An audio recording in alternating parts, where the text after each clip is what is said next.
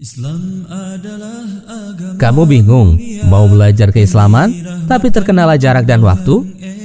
Atau kamu bingung mau belajar keislaman tapi yang ringkas dan mudah dipahami? Nah, kami tahu solusinya. Ayo ikuti program Kuliah Studi Islam atau KSI Online bersertifikat. Program ini telah diikuti oleh 100.000 lebih peserta dari seluruh Indonesia loh.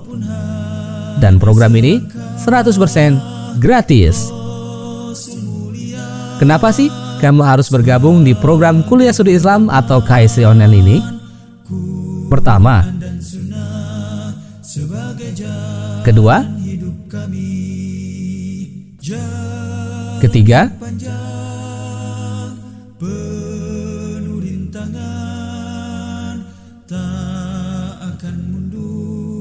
walaupun hanya selangkah. Rasul mulia keempat, sebagai pedoman, kelima, Quran dan Sunnah sebagai keenam, jalan hidup kami. Islam adalah agama mulia. dan seluruh program ini gratis. Allah yang esa. Daftar sekarang juga dengan ketik KSI, tanda pagar nama lengkap, tanda pagar kota, dan kirim melalui nomor WhatsApp berikut ini. Ayo tunggu apa lagi? Daftar segera di program Kuliah Studi Islam atau KSI Online. Masya Allah, menarik bukan? Bagi kamu yang ingin belajar keislaman tapi terkendala jarak dan waktu, dan yang ingin belajar keislaman tapi yang ringkas dan mudah dipahami, Kuliah Studi Islam atau KSI Online solusinya. Sebagai jalan hidup kami, tak akan mundur walaupun hanya selangkah.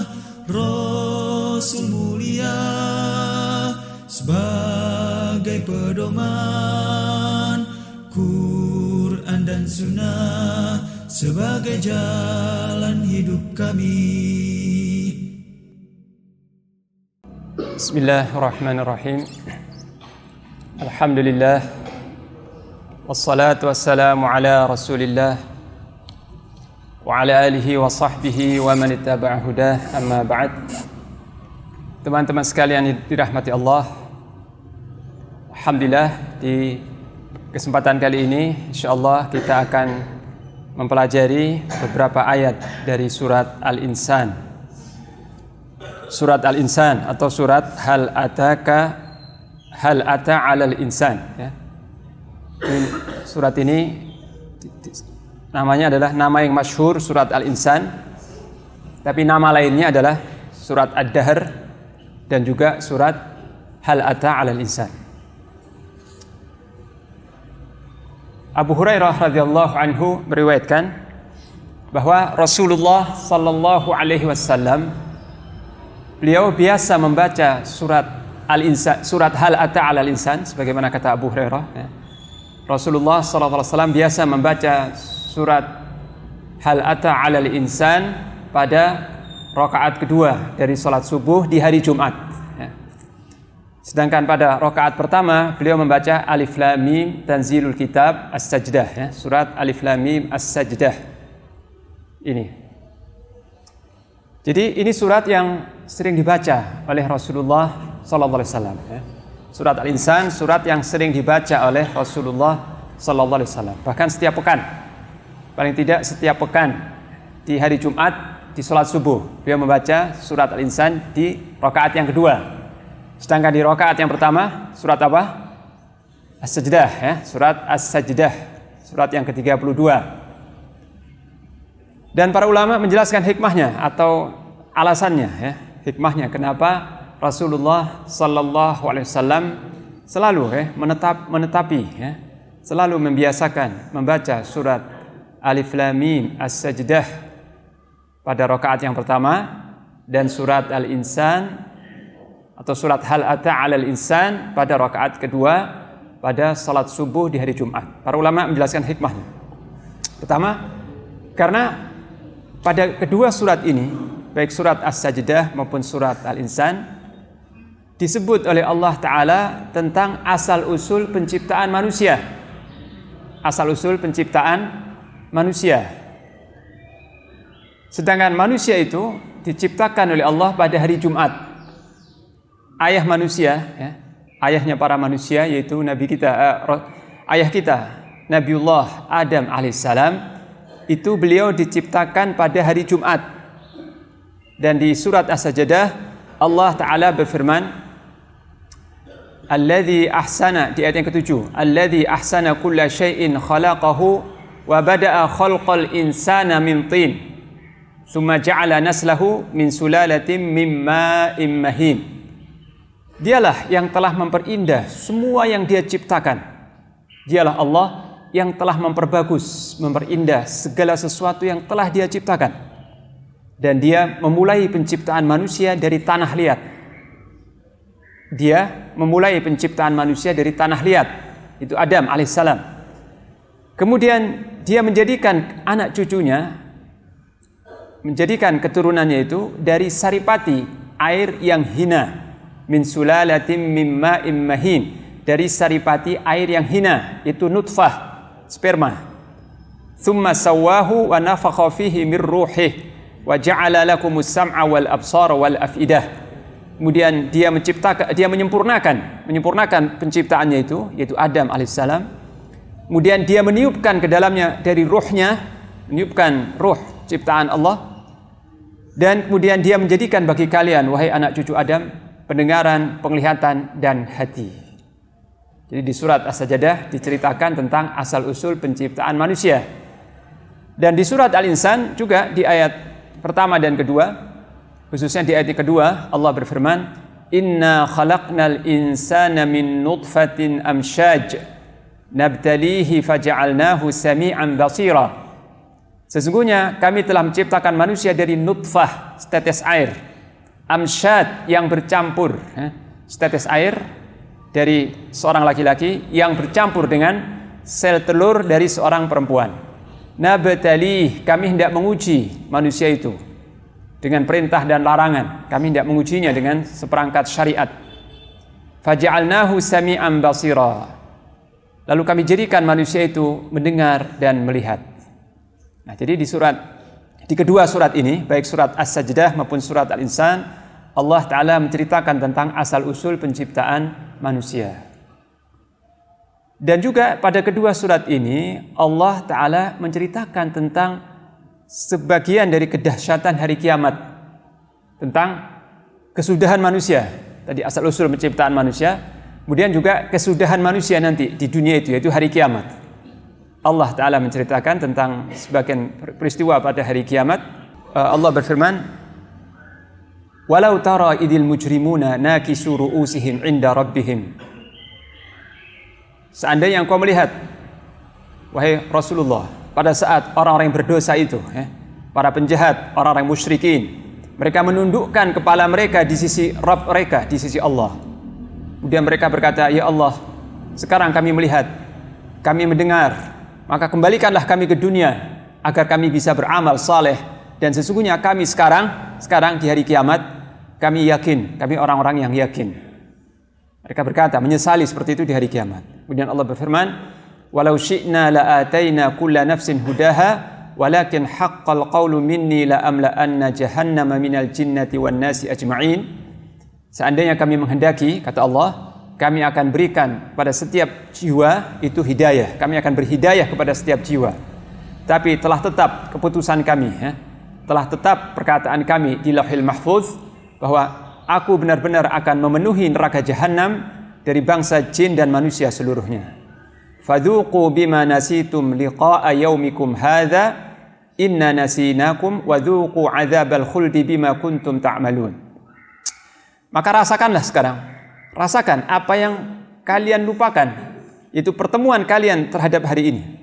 Sekarang rasakan apa yang dulu kalian dustakan, yaitu pertemuan kalian, perjumpaan kalian dengan hari ini, yaitu hari kiamat. Nah, jadi Allah Ta'ala menceritakan di surat As-Sajdah sebagian dari hari kiamat, sebagian peristiwa dari hari kiamat. Dan juga di surat Al-Insan Allah Ta'ala menceritakan tentang sebagian peristiwa di hari kiamat, ya. Sebagian peristiwa di hari kiamat, yaitu Allah Ta'ala berfirman, Inna haula'i yuhibbuna al-ajilah wa yadharuna wara'ahum yawman thaqila. Sesungguhnya mereka, orang-orang yang musyrik, yang kafir, mereka mencintai kehidupan yang segera, itu kehidupan dunia. Dan mereka meninggalkan di belakang mereka hari yang berat. Yauman thaqila, hari yang berat, hari yang sulit, yaitu hari kiamat. Sedangkan hari kiamat itu terjadi di hari Jumat. Ya. Hari kiamat itu, sebagaimana disabdakan oleh Rasulullah SAW, terjadi pada hari Jumat. Ini, ya. Jadi penciptaan manusia yang pertama hari Jumat. Dan hari kiamat itu nanti terjadi di hari Jumat. Nah, di kedua surat ini, surat As-Sajdah dan surat Al-Insan, Allah menceritakan tentang asal-usul penciptaan manusia dan sebagian peristiwa hari kiamat. Yang kedua peristiwa itu nanti akan terjadi pada hari Jumat. Nah, jadi dengan beliau Rasulullah sallallahu alaihi wasallam membaca kedua surat ini di hari Jumat, di waktu salat subuh, seakan-akan beliau hendak mengingatkan kepada umatnya, ya, mengingatkan kepada orang-orang yang salat tentang peristiwa awal sejarah penciptaan manusia dan kesudahan perjalanan manusia, itu hari kiamat.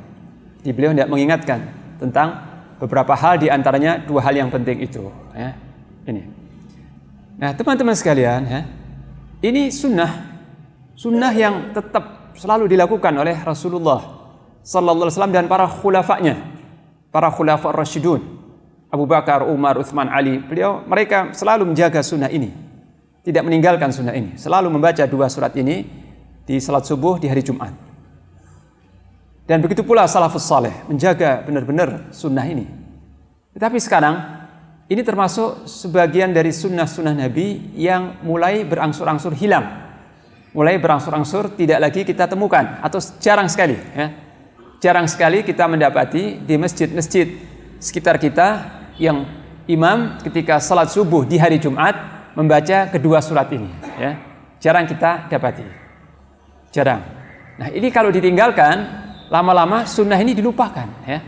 Sunnah ini hanya tertulis di kitab-kitab sunan saja, di kitab-kitab hadis, tapi wujudnya, prakteknya tidak ada karena ditinggalkan, ya. Ini. Padahal sebenarnya kalau sunnah ini kita terapkan, ya, maka ini sekaligus dakwah, ya. Dakwah bagi kaum muslimin untuk lebih akrab dengan Al-Quran, agar mereka mendengarkan dua surat yang mungkin jarang mereka dengar, ya. Dan di dalam surat ini penuh dengan mau'izah, nasihat, peringatan tentang nikmat Allah, tentang kekuasaan Allah, tentang fitnah antara godaan syaitan, ya, tentang sejarah awal mula perseteruan manusia dan syaitan, tentang hari kiamat, tentang lukisan keindahan surga, ya, dan sebagian dari azab neraka itu dipaparkan, ya, dijelaskan dalam kedua surat ini, ya. Dan juga sebenarnya kedua surat ini tidak terlalu panjang, ya, karena surat As-Sajdah hanya 30 ayat. Surat As-Sajdah itu Alif Lam Mim As-Sajdah hanya 30 ayat, agak panjang sedikit. Sedangkan surat Al-Insan itu 31 ayat, tapi ayatnya pendek-pendek, ya. 31 ayat, ayatnya singkat-singkat, ya. Jadi tidak terlalu panjang. Kalaupun agak panjang sedikit, insya Allah makmum akan bersabar karena mengharapkan pahala dari Allah dan ingin menghidupkan sunnah Rasulullah sallallahu alaihi wasallam ini, ya. Dan juga satu hal lagi, jamaah, bahwa mendengarkan bacaan Al-Quran yang agak panjang di waktu subuh, di waktu sholat subuh, itu ada kelezatan tersendiri, ada kenikmatan tersendiri, dan ada sentuhan-sentuhan yang berkesan kepada hati, ke dalam hati. Kalau dibaca di dalam sholat subuh dan makmum mendengarkannya, itu ada sentuhan-sentuhan nasihat yang betul-betul membekas dan mengenang ke dalam hati. Karena waktu subuh itu waktu hening, ya. Waktu belum ada aktivitas, waktu manusia belum sibuk, waktu hati itu masih konsentrasi, ya. Hati, pikiran itu fokus. Suasana di sekitar masjid sepi, ya. Kemudian imam melantunkan ayat-ayat dari surat As-Sajdah dan juga surat Al-Insan, dan makmum mendengarkan, itu subhanallah, pengaruhnya dalam hati luar biasa, ya. Akan meningkatkan iman, akan mempertebal akidah, ya. Mengokohkan keimanan kepada Allah, kepada hari akhir, dan membuat kaum muslimin semakin dekat kepada Al-Quran dan mencintai Al-Quran, ya. Oleh karena itu di antara salah satu sunnah Nabi adalah ketika salat subuh itu tidak hanya di hari Jumat, di semua hari itu lebih panjang bacaannya ya. Jadi bacaan beliau di salat subuh ya, di setiap hari itu lebih panjang dari bacaan beliau di salat maghrib atau salat isya ya. Sebagaimana Allah berfirman, wa Qur'anal fajr, inna Qur'anal fajri kana mashhuda. Dan juga jagalah salat pada waktu subuh ketika imam membaca bacaan Al-Quran di salat subuh. Sesungguhnya bacaan Al-Quran yang dibaca oleh imam ketika salat subuh itu disaksikan oleh para malaikat ya, malaikat malam dan siang. Nah, ini sekedar pengantar surat ini ya. Jadi ini surat yang sebetulnya sering dibaca oleh Rasulullah SAW dan sering didengar oleh para sahabat beliau ya, karena isinya berupa peringatan-peringatan dan mau'izah, nasihat yang sangat mendalam sekali. Kemudian surat ini, surat Al-Insan, munasabah ya, keterkaitan antara surat ini dengan surat Al-Qiyamah, surat sebelumnya. Jadi surat Al-Insan itu ada keterkaitan yang kuat dengan surat Al-Qiyamah, surat sebelumnya. Yaitu pertama karena kedua surat ini sama-sama Makkiyah, sama-sama surat Makkiyah yang diturunkan sebelum hijrah. Surat Makkiyah itu artinya surat-surat yang diturunkan sebelum hijrahnya beliau ke Madinah. Dan tema kedua surat ini bersinggungan ya. Tema-temanya selaras, hampir sama dan bersinggungan tema-temanya ya. Seperti di penghujung surat Al-Qiyamah ya, di akhir-akhir surat Al-Qiyamah Allah menyebutkan tentang penciptaan manusia, asal usul penciptaan manusia. Allah berfirman, alam yakun nutfatan min maniyyin yumna thumma kana 'alaqatan fa khalaqa fa sawwa fa ja'ala minhu az-zawjayn adh-dhakara wal untha. Bukankah manusia dahulunya itu setetes nutfah yang ditumpahkan ke dalam rahim seorang ibu. Kemudian setelah itu nutfah tadi menjadi segumpal darah. Lalu Allah menciptakan dan menyempurnakan segumpal darah ini.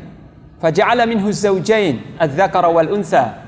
Lalu Allah menjadikan dari segumpal darah itu atau dari setetes nutfah itu sepasang laki-laki dan perempuan. Allah menceritakan tentang asal usul penciptaan. Dalam surat Al-Qiyamah disebutkan asal-usul penciptaan manusia. Dalam surat Al-Insan di awal-awalnya juga disebutkan ya, inna khalaqnal insan min nutfatin amsyaj. Sesungguhnya kami menciptakan manusia dari nutfah, setetes air yang bercampur dengan sel telur dari perempuan. Disebutkan tentang asal-usul penciptaan manusia.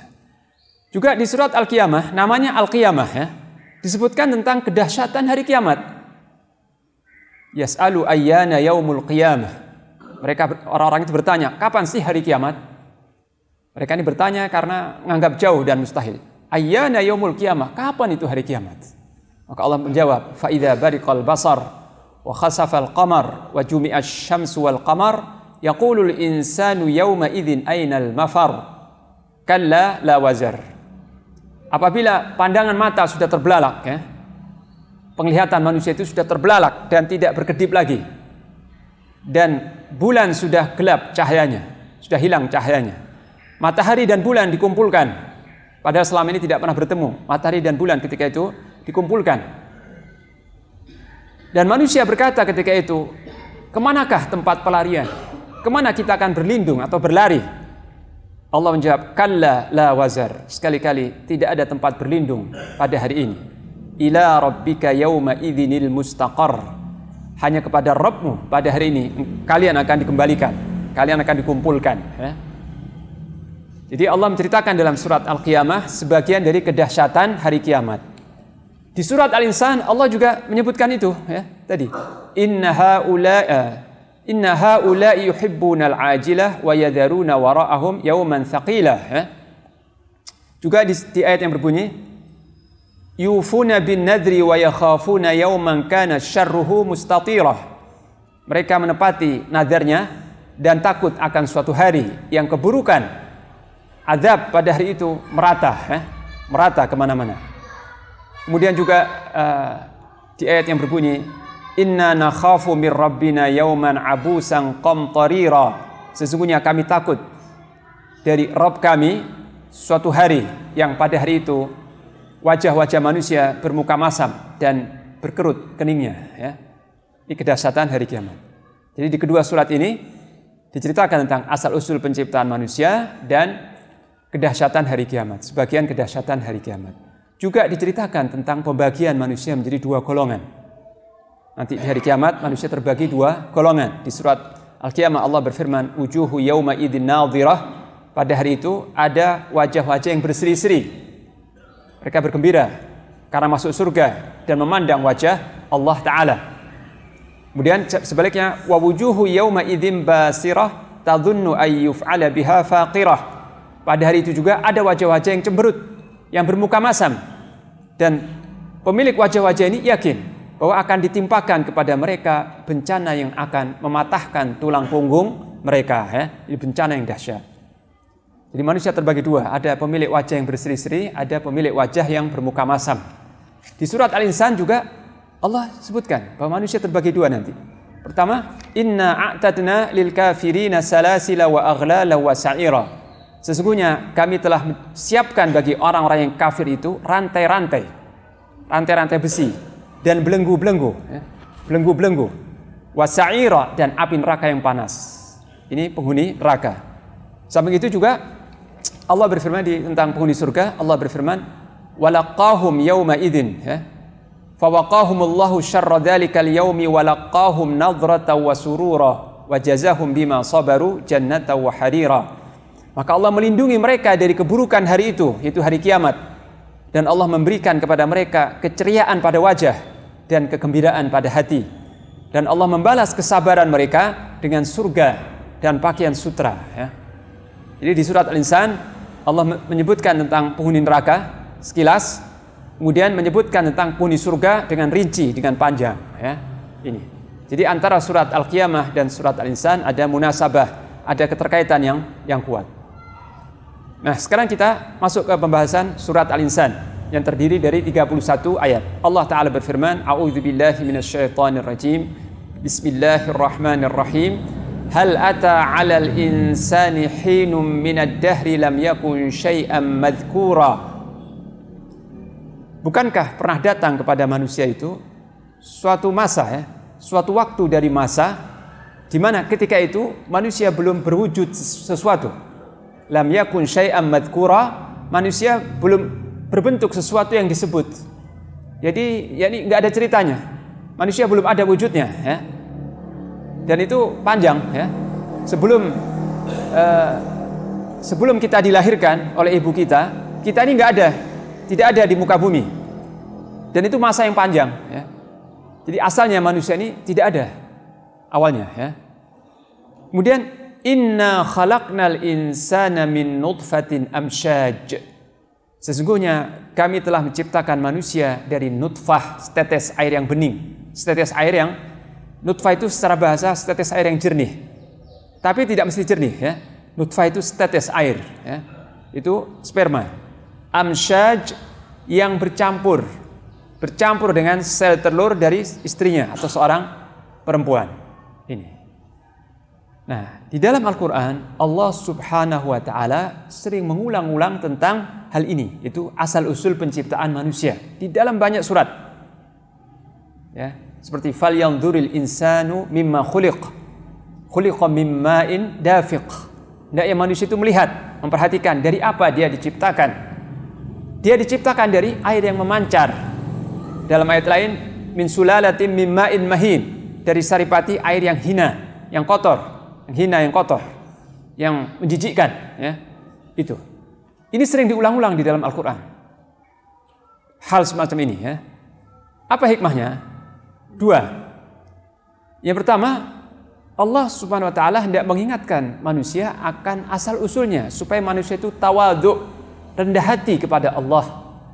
Supaya tawadhu, rendah hati, merendah kepada Allah dan tidak takabur, tidak sombong.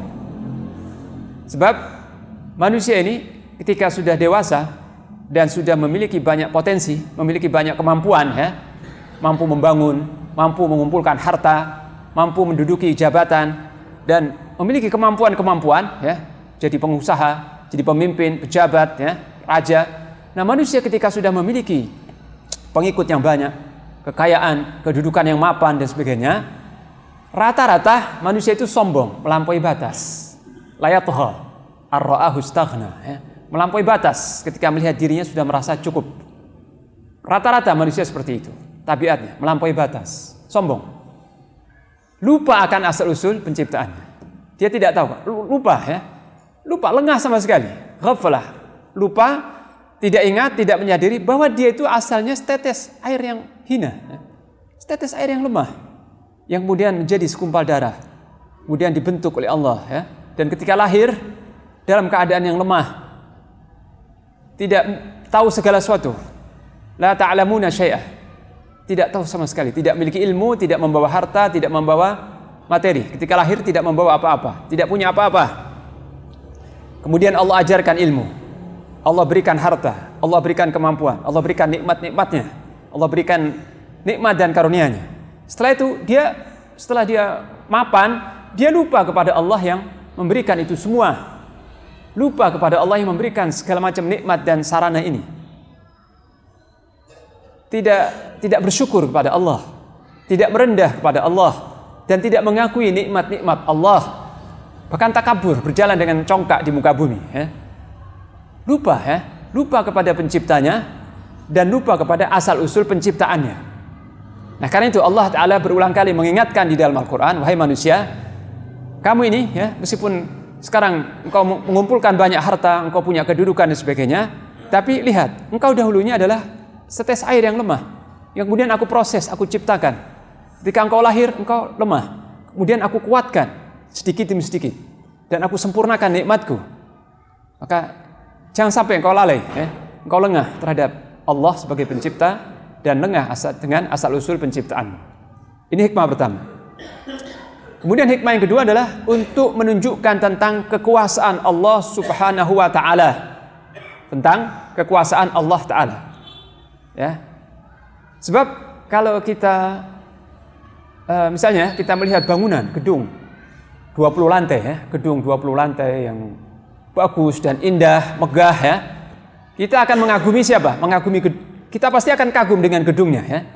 Tapi di balik itu, kalau kita punya basirah, kita punya akal yang cerdas, kita juga kagum kepada yang membangunnya, yang mendesain, insinyur yang mendesain bangunan itu, kemudian ya sampai tegak bangunan itu.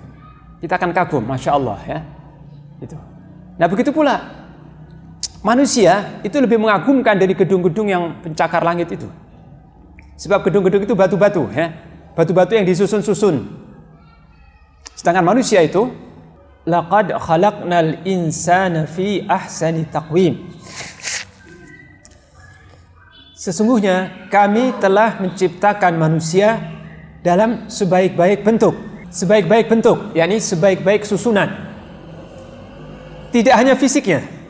Jadi fi ahsani taqwim ini bukan hanya fisiknya saja, bukan. Tapi akalnya, hatinya, jiwanya, fitrahnya itu sempurna ya. Allah menciptakan manusia dalam susunan yang seindah-indahnya ya. Fisiknya bagus, hatinya, jiwanya, fitrahnya, akalnya cerdas. Manusia ya. Nah, manusia yang memiliki akal yang bisa membangun, bisa membuat ini, bisa merancang ini dan sebagainya ya.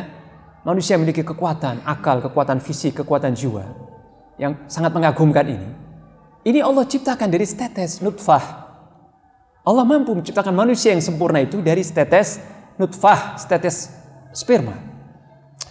Bukankah ini suatu keajaiban dari kekuasaan Allah dan kemampuan Allah Ta'ala? Bukankah Allah benar-benar maha kuasa?